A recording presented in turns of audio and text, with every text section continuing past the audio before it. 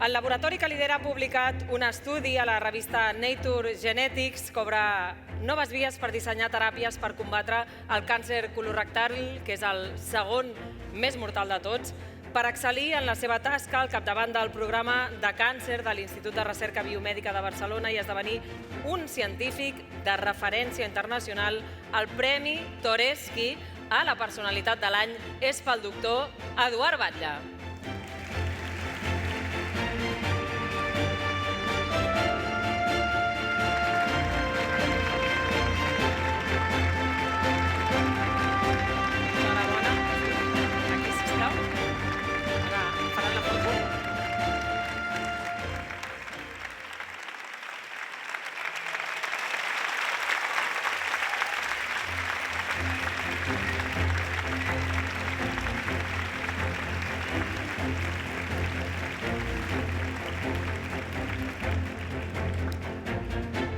Enhorabona, doctor, i moltíssimes gràcies per dedicar el seu temps a intentar salvar vides, endavant, cap aquí dalt, a intentar salvar vides i de passada per donar-nos a nosaltres arguments per poder explicar bones notícies, que ja ens fa falta també, ens en falten de bones notícies.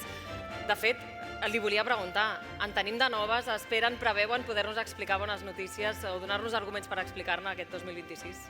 I bueno, els científics que estudiem particularment el càncer ho tenim molt difícil, llavors no som molt de fer prediccions o donar esperances, això ho fan de vegades els polítics i no sempre ho encerten, no?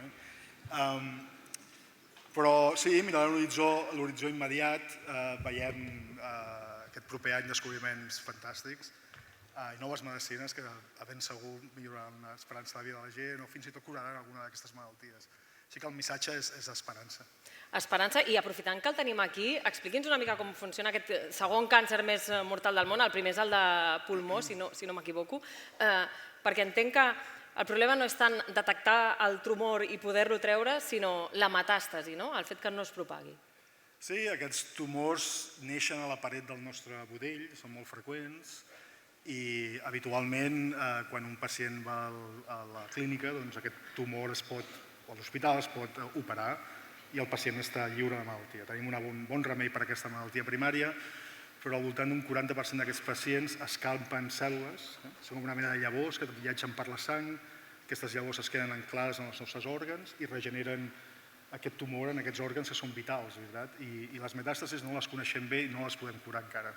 Parlava abans de la veritat, que no passa pel seu millor moment. La ciència tampoc, hi ha tota una campanya per acorralar-la.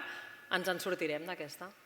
Això no és nou. Durant la història de la humanitat hi ha hagut campanyes contra la ciència, o bé per desconeixement o per por, o com passa ara simplement per interès, veritat? De fet, a l'edat mitja, els científics els cremaven a la foguera. Imagini's.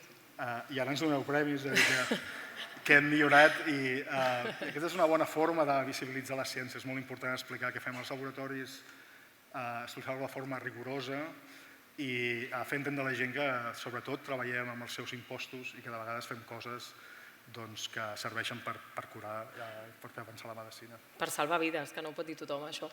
Un fort aplaudiment, sisplau, pel doctor Eduard Batlle, Premi Toresky a la personalitat de l'any. Gràcies, enhorabona.